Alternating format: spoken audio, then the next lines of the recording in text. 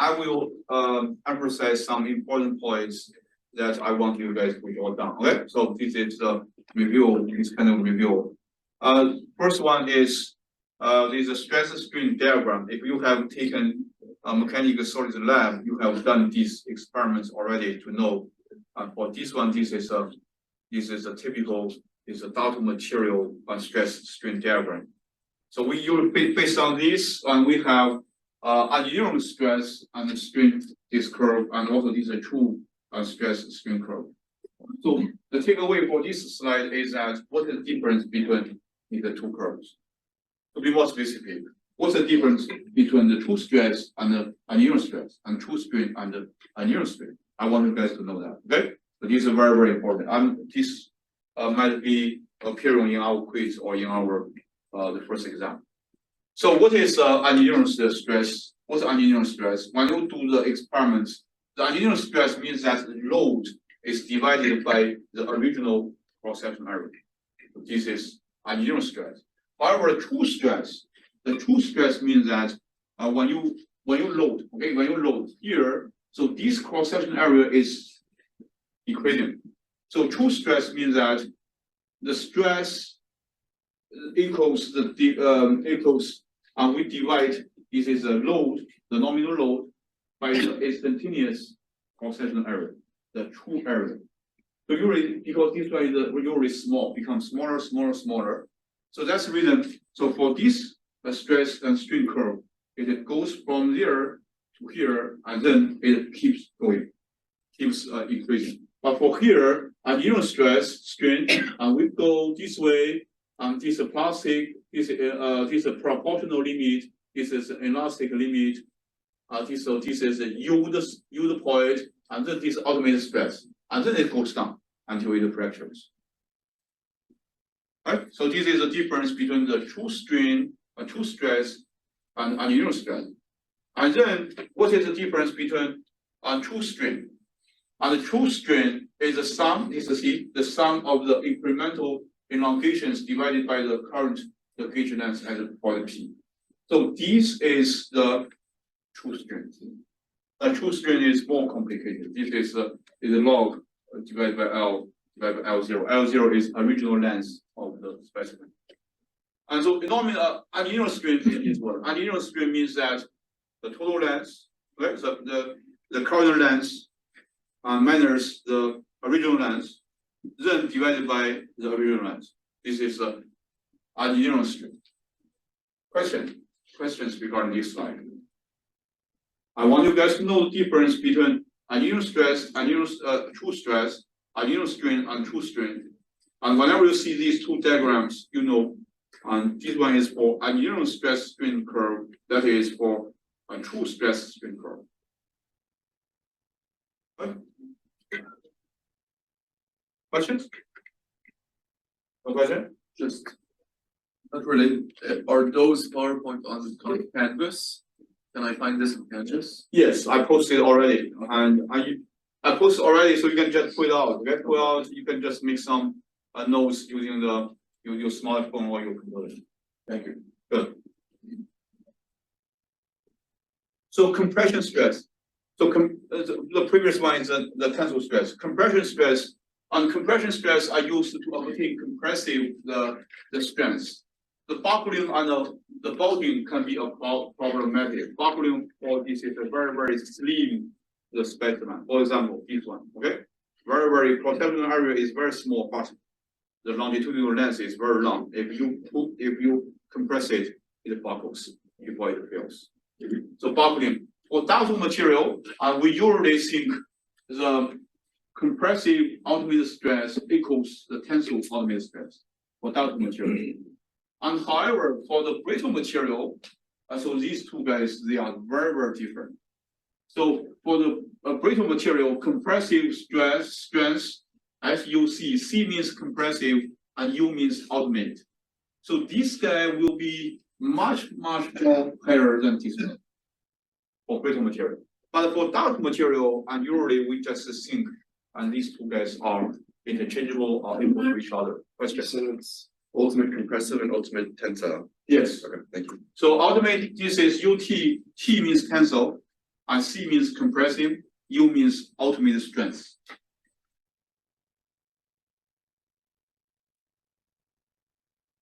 So torsional, in addition to tensile and compressive, and sometimes we are going to twist something. So this we have a torsional strength. So torsional strengths are found by the twisting solid circular bars. For example, if this is a bar, I twist it this way, okay? Twist it, and the condition and what level of this is twisting moment this guy will break. So I think you have done experiment, right? So this is the results are plotted as a torque and twist diagram. Torque you applied and versus the angle. So this guy rotates. So the shear stresses in the specimen are linear with respect to the radial location. So suppose I have a cross-section area. So then in the center, and 0 as the center, the shear stress, and maximum as the outer diameter. Right? So if you look at this, here is a figure. So here is if I twist it this way, in the center, the shear stress equals 0. On outer diameter, shear stress is the maximum.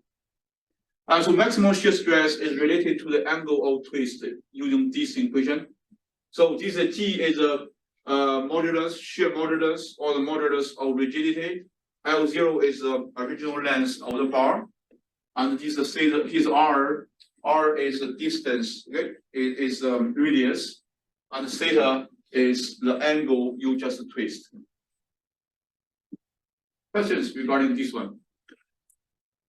So here is in radian, and be very, very careful when you twist something.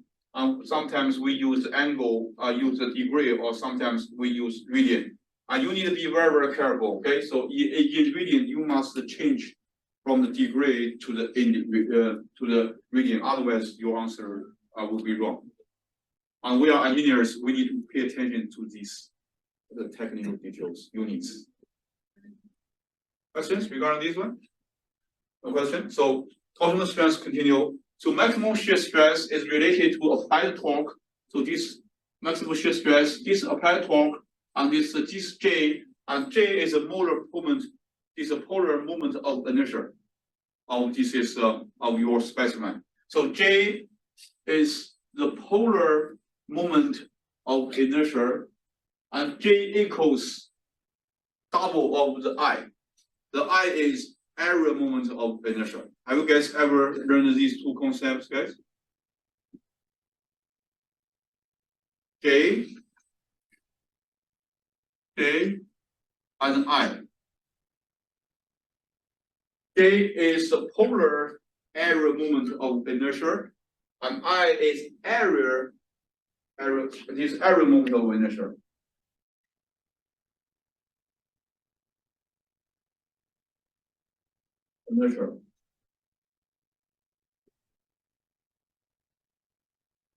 So for circle, if this is circle, okay, circle J equals 2 multiplied by I, double I. For circle, this is only for circle. And for other cross-section area, they're different. But for circle, J equals 2I. I want you guys to remember this one. For round cross-section area, J equals 1/2 pi power 4. If you use a D, that's another story. You need to change this factor. So also remember J and I, and they are only related to the shape and to the shape of your shape and size of the cross-section area. Be very, very careful. And so torsional yield strength, and we also have a torsional yield strength. SY. S means the shear. So this is the low pitch. It is the subscript means the shear, and second subscript means yield. So this means that yield shear the strength. This S means the strength. Right?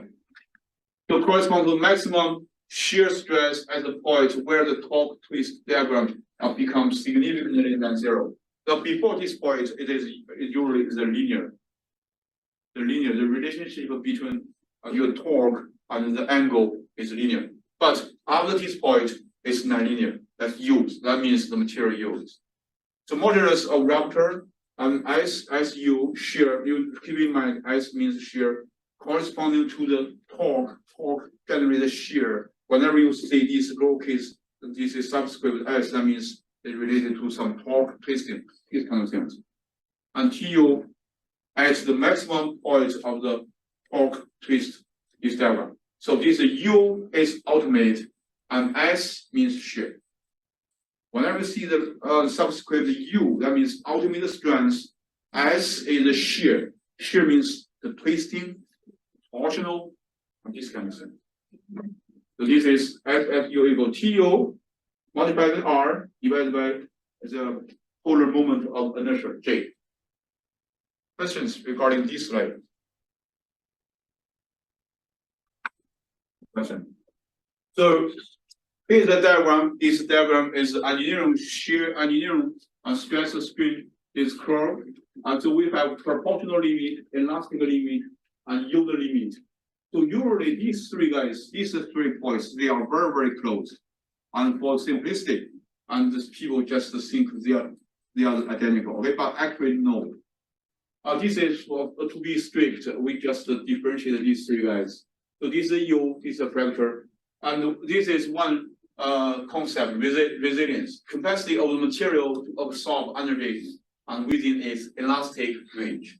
With elastic, so this elastic limit within this elastic range, the graphically and how to present this resilience, and we just use the area of this shaded. This is the shaded area. Okay, so this area. So the modulus of resilience UR energy absorbed per unit of volume without permanent deformation. So this energy per unit of volume. So this is the unit of this guy. This equals area under the stress curve up to the elastic limit here. So this is the shaded area. This is a green area. This is a green area. Okay, does not include this one. Only this. This part is the modulus of resilience. Elastic limit is often approximated by yield is the point. So as I said, these 3 points, they are very, very close. And for simplicity, we can just treat them identical. Questions regarding this slide? In one concept, the modulus of resilience, I might ask you guys to graphically represent how we define modulus of resilience. We just draw the curve and differentiate these points, and then draw the vertical line, and then shade this area. And then this will continue this talk. So area and the curve to unify the gives approximation. So this is UR is very, very close, as I said. If elastic region is linear, if elastic region is linear, that means PL and EL, they are the same. The UR equals, and we can use this equation and to calculate this UR. The assumption is PL and EL, and they are same. And so from here to here, we have one straight line. So one straight line is a triangle. It equals the area equals the base multiplied by height divided by 2. This is how we calculate this one. So for 2 materials with the same yield strength, the less stiff material has greater resilience. This is understandable, right, guys? Suppose we have same strength, same yield strength.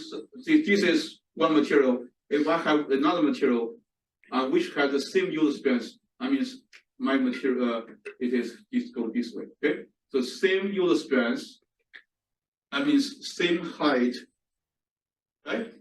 But for this is a less stable one, this stable one, and they have the bigger base. That's the reason. So they have a greater resilience.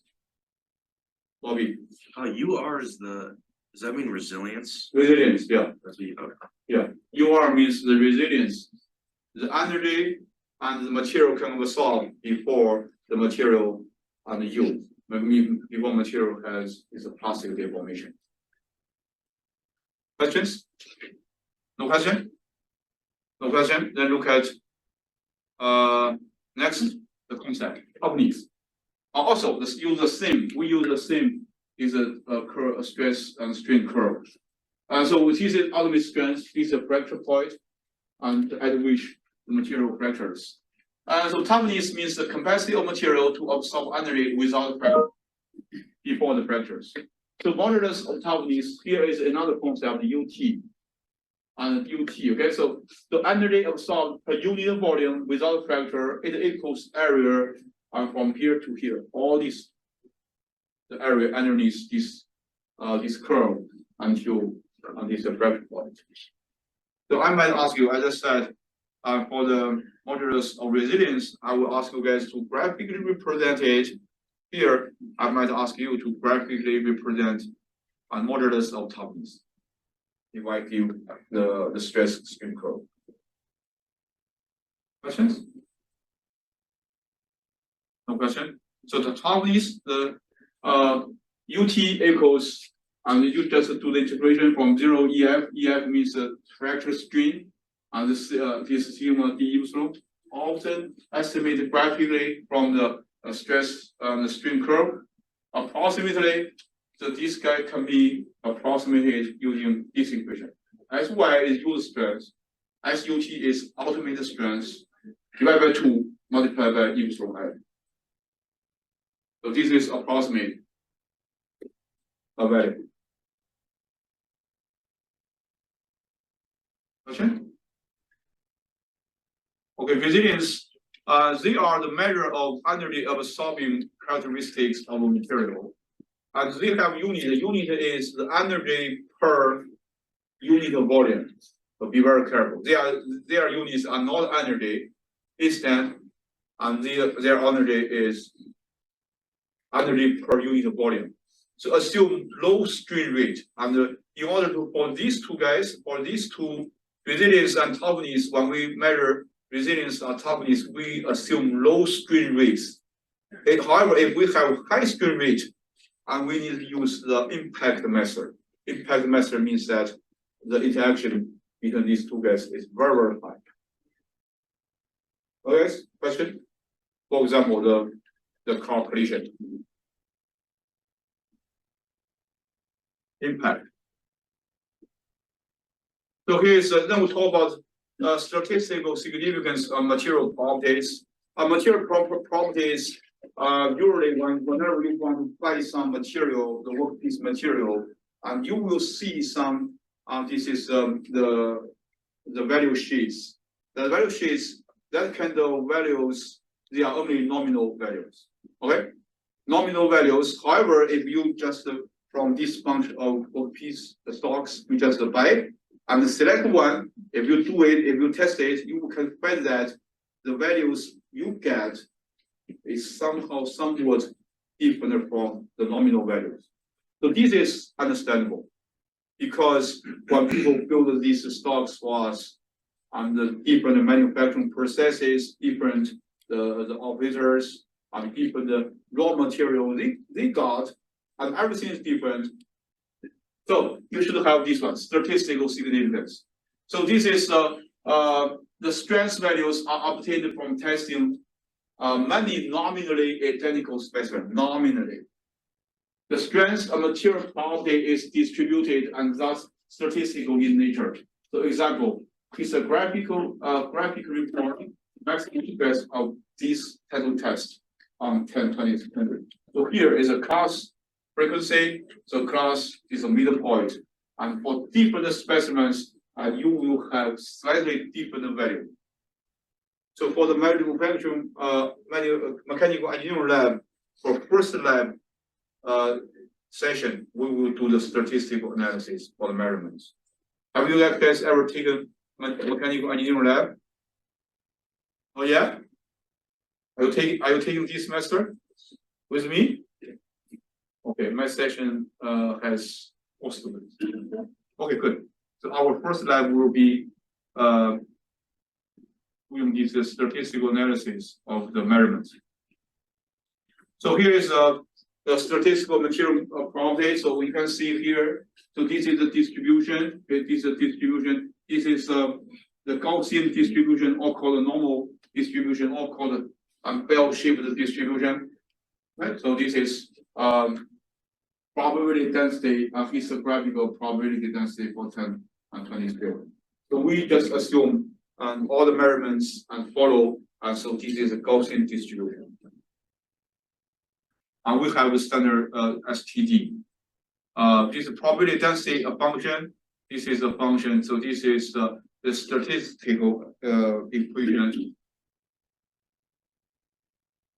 So this is statistical quantity. Then usually we have whenever we buy something, you have mean stress, the for the scale, mean stress, and standard deviation, and distribution. And this is noted as we use different. Ultimate strength is an N means normal, right? Normal distribution or Gaussian distribution. And we have mean stress, and we also have standard deviation. Mean stress is for this bunch of these specimens, people have done the test, and it is a mean value. Definitely, there is some variation for any specific workpiece. Questions regarding this one? So I just want you to know that whenever you buy some workpiece, nominally you get some values for these stress materials and what other material properties. But when test it, that's different. Don't be surprised. Okay? The strength from table, you can look at this table before a single value for a strength term. In single value, you should know is a statistical. Important to check if it is a mean, minimum, or some percentile. The common to use 99% minimum strength, indicating 99% of the samples exceed the reported value. So, then we talk about code work. This code work, as the name suggests, we have code work and we also have the hard work. And what is the difference between the code work and hard work? The difference is that for the code work, the operating temperature is below the recrystallization temperature of the material. For hot code, for hot working, the operating temperature is above the recrystallization temperature. One more time. The difference between cold work and hot work is that the operating temperature is either below the material's recrystallization temperature or above the material's recrystallization temperature. Understand? Okay, so for here, cold work and the process of plastic stream below recrystallization temperature in the plastic region of the stress stream is a diagram loading to point I. So you can see, so we just have a load here, and so this is used at this point. Then we goes here, and then we just release the load, remove the load, and going down. Okay. So theoretically, this curve and this straight line and this straight line, they have the same slope. But go this way, then I load again. You can see if I load again from here, come back. I will come back. So this will be my new yield strength. And this will be my new yield strength. You can see the difference between the new yield strength and the original yield strength. This one is higher, right? So that's the reason we call this one is straight hardening. It is hardened. You understand, guys? So the theoretically, this curve, the going down curve and the going up curve, and they should be a single curve. But in order for you guys to see clearly, we just differentiate these two values. You understand? Okay, so this one is called a straight hardening, and you can reload with additional elastic strain. So you can go here and then you unload it. You call it remove the load. So this is the plastic strain. Plastic strain is a permanent strain. It will not recover. But here, from here to here, so this strain is elastic strain, which is recoverable. So the total strain at this point includes the plastic strain and the elastic strain. Plastic strain is not recoverable. Elastic strain is recoverable. So elastic strain, so epsilon E elastic strain equals, this is the sigma I divided by Young's modulus. Questions regarding this slide?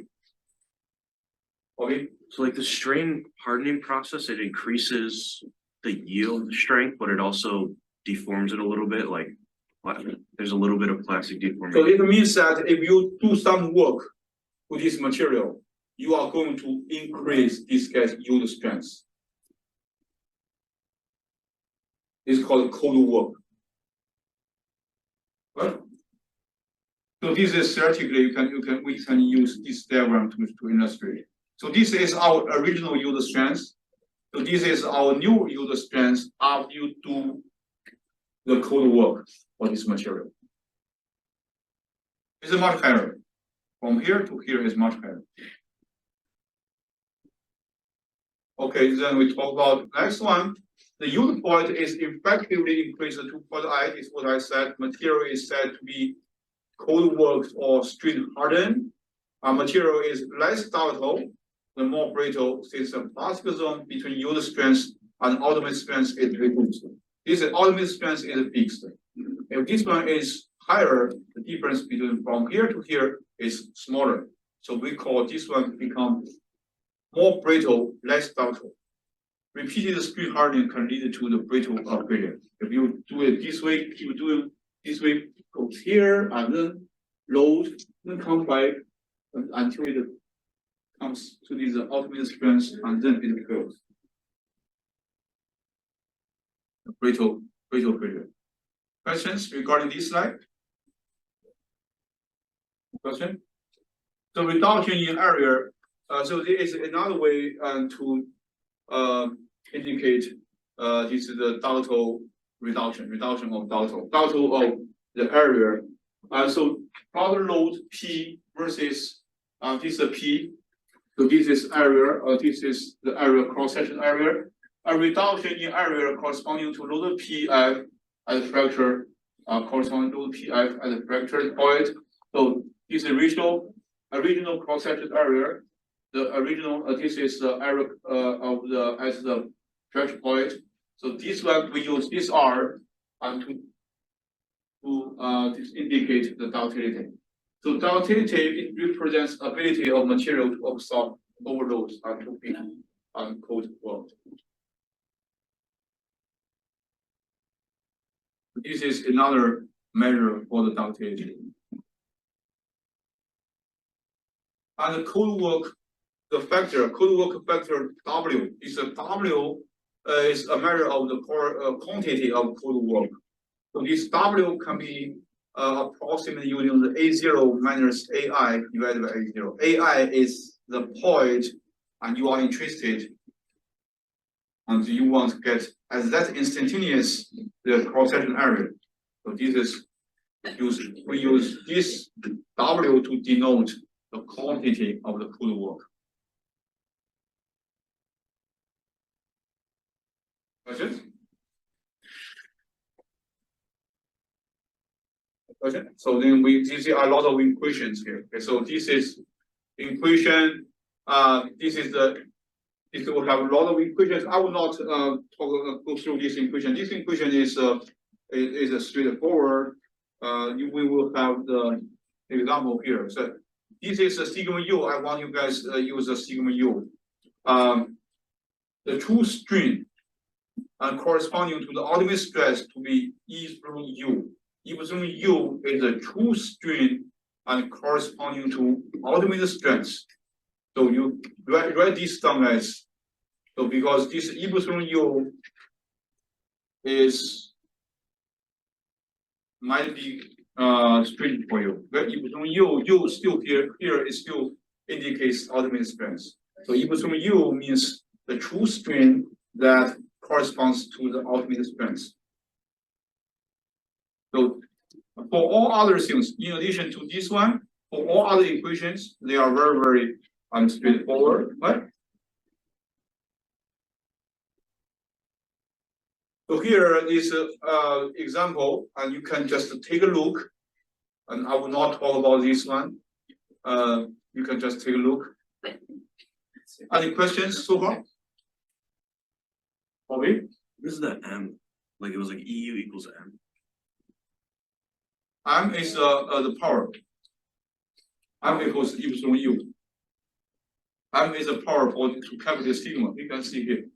This epsilon is the instantaneous epsilon.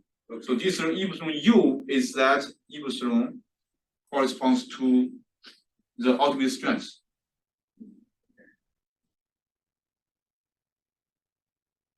First, you need to calculate this as epsilon U. Epsilon U equals M, and then you calculate the sigma. Questions up to now? Before we move on to the hardness. So we have talked about the stress strain curve, talk about the resilience, talk about the fracture. We talk about this is the strain hardening, cold work, and then we talk about hardness. Hardness definitely is one of the most important. This is the mechanical property. What is hardness? As the name suggests, hardness means that resistance of material for penetration by a pointed the tool. And in our mechanical engineering lab, we are going to do the hardness testing. And so we have two most common hardness measuring system. And so we have Rockwell, and we have Brinell. Rockwell is a talented professor's name. Brinell is another talented professor's name. Okay, so their names are memorized. So Rockwell and Brinell. Rockwell, we are going to do this test. Rockwell. So they have three skills, A, B, C skills. And what are these skills? And there is a load. So A, B, C, three skills, but we have three different loading conditions. So we are going to use C. So specify the indenters and loads for each skill. Hardness numbers are relative. So hardness numbers are relative. Then the Brinell, hardness numbers HB is applied load divided by the spherical surface area of the indentation. So can we guys ever heard of HB? The pencil? Right, guys? You use pencil, right? So you use pencil, these have different HB value. What's that value? Here, hardness. What? So we will usually see this one. So we will have HRC. So HRC means hardness, R means Rockwell, and skill C. Right now, guys, I want to write down. H is hardness, means hardness. R means the Rockwell, and C means the C skill. Is hardness the same as durometer? Say again? Is hardness the same as durometer? Barometer? Yeah. No. No. Yeah, no. How? Because I know you measure that with like how much a thing, or how much like a little point penetrates or deforms the surface. Yeah, how easy the pointer tool can penetrate the surface. Yeah. So is that different? How is that different than hardness? You said the concept, I'm not familiar with that one. Okay. Well, yeah, because I know durometer is typically used for things like rubber. It's like how squishy rubber is, but I don't know if it extends to. Okay, I'm not familiar with that one, to be honest. Okay, so these are hardness for the solid mechanics, and we use hardness here. That's a good question. The strength and hardness. There are some people have established the relationship between the strength and hardness. For many materials, and the relationship between them, they are roughly linear. So you should know that. So this is just empirical relationship. Okay, empirical relationship. So for steels, for cast iron, as you have these two equations, and which equation we should use? It depends upon what unit you are using. So this is a K, this is a KSI, is a megapascal. If you use megapascal, and you are supposed to use this one. If you use KSI, and you are supposed to use this one. Question? So for cast iron is different from steel because this one is brittle, that one is ductile. So SU and for SU, and they have different the equations. Or once again, and it depends on what kind of unit you are using. Either use megapascal or KSL. Questions? Question? Let's move on to the next one. This is an example, guys, and I will skip the example. You can just take a look and to reinforce your understanding of what I just told you. The impact properties. Impact. We talk about impact. It's a code work. We say the code for this. This is the resilience and toughness, and our assumption is that the loading rate deformation rate is very, very slow. But here for the high loading rate, and we just need to use the impact. So impact, we will do the impact. Charpy is the bar test used to determine brittleness and impact strength. And the specimen is a stock by the pendulum. Pendulum is a hammer. When you put the specimen there, and then you just can elevate the hammer, and then you release the hammer is going to break the material or severely deform the material. And then you know what energy, how much energy, so this guy absorbed. Right? So this is energy absorbed and called impact value is computed from height of swing of the fracture.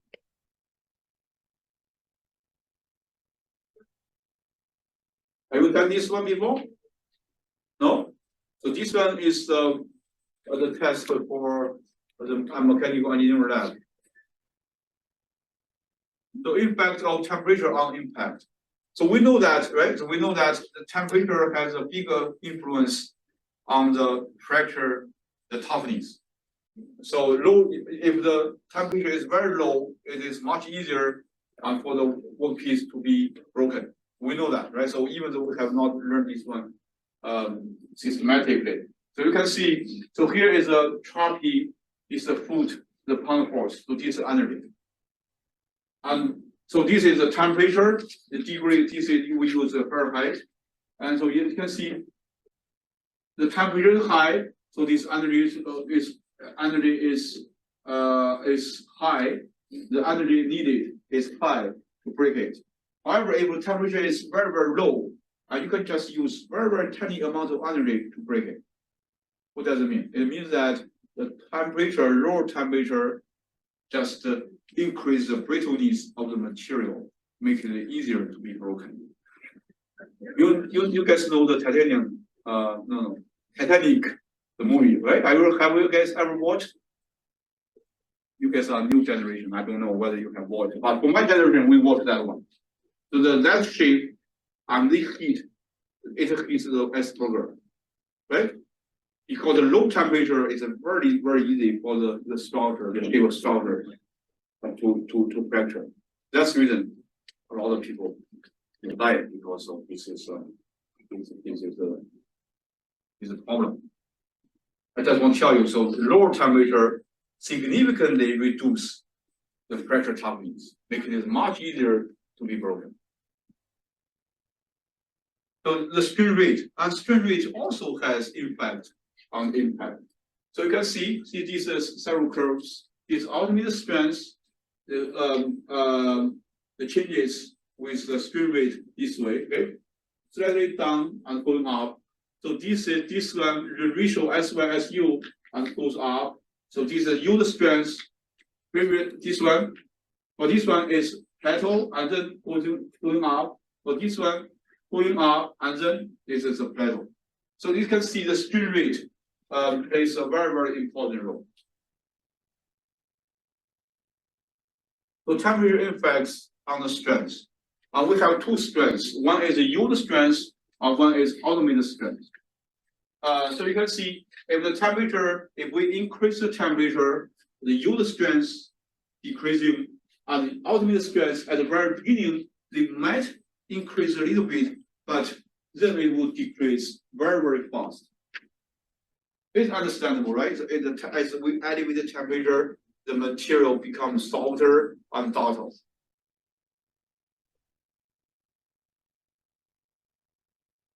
The creep.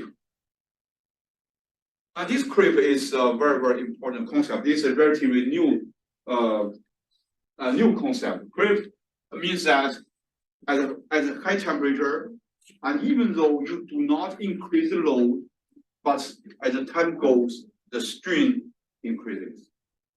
Alright? One more time. So even though you do not increase the load at a certain temperature, as the time goes, and the strain still increasing. Even though with the same load, this is called creep.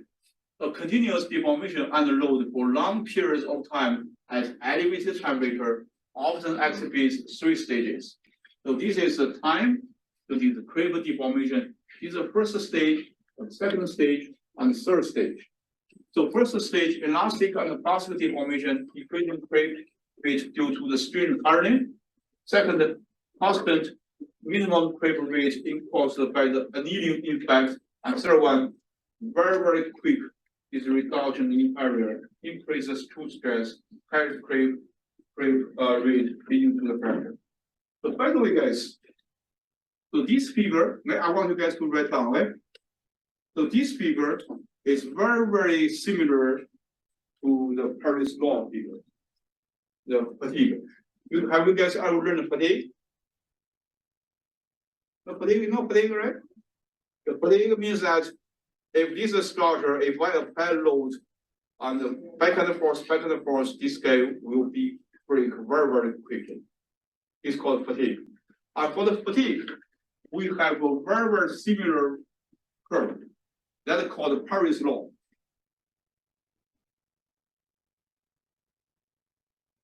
It's the Paris law. So Dr. Paris is my faculty mentor. He passed away several years ago. Dr. Paris is very, very famous guy in mechanical engineering. So